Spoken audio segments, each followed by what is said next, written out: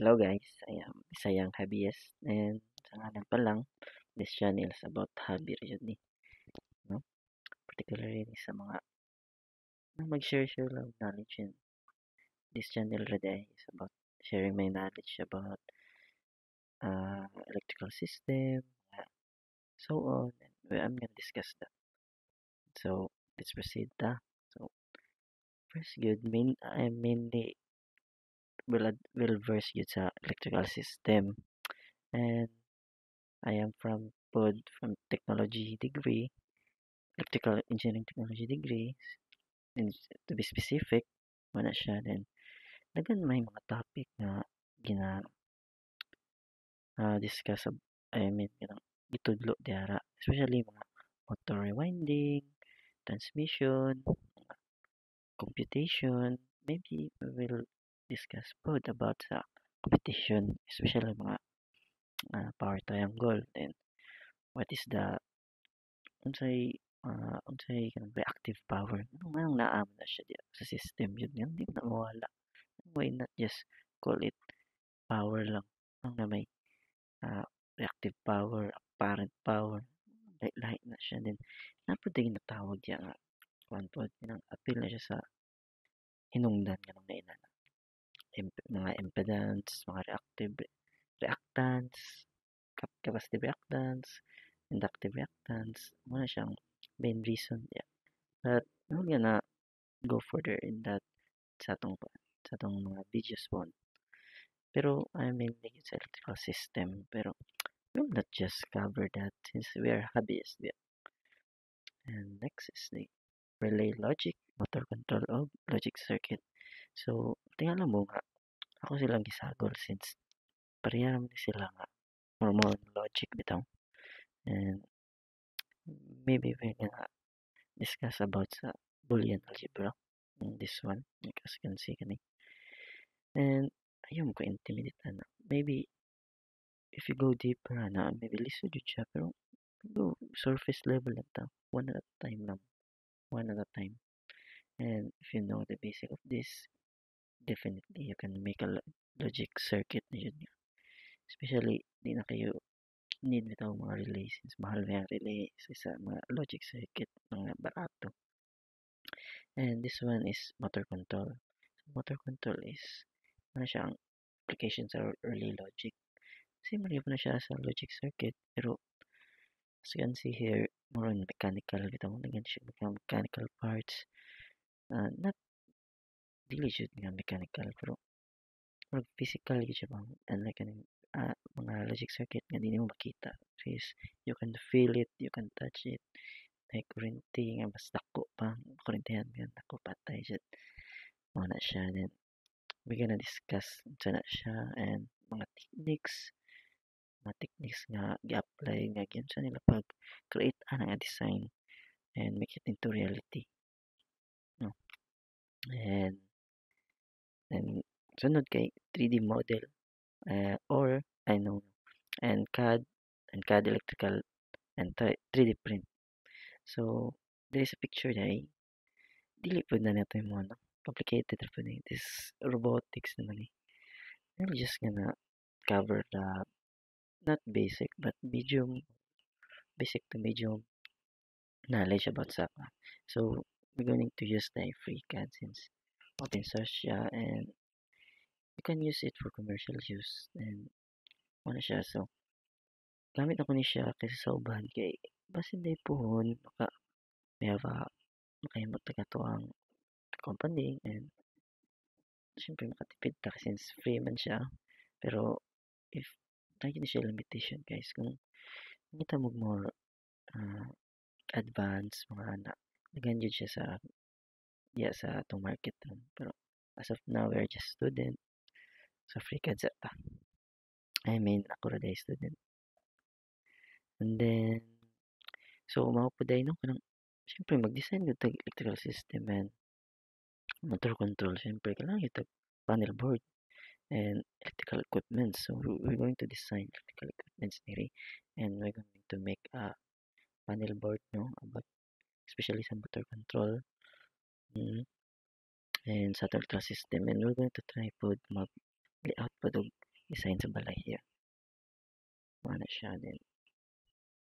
Daghan siya features pero this magre-tackle lang sa 3D model and 3D print pod. Sa siya pag 3D print. We don't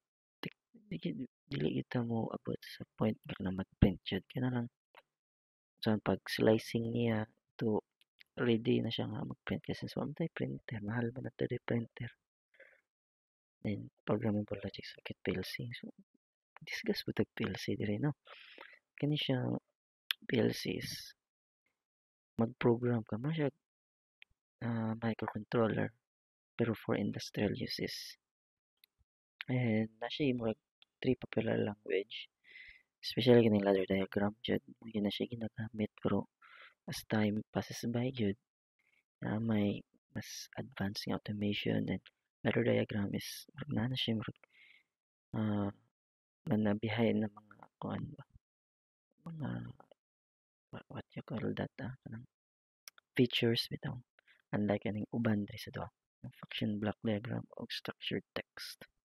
so mao din ang naong sa ladder diagram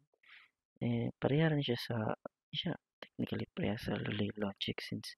if you design ko sa relay or sa motor control kay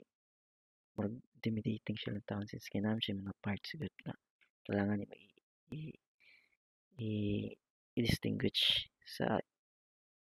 mga necessary ay or kanang igamit yun ang particular na part kay isud po lahi maibot ang lahi po di siya pwede kailangan naman na siya standardify so unlike sa PLC is kita ka no mga linya-linya sa ladder diagram na siya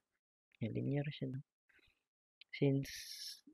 dili naman jud ka wala naman yung mga parts diri nga kailangan niya may distinguish only just sa input output gani but as you can see here kani may mga may parenthesis man siya yung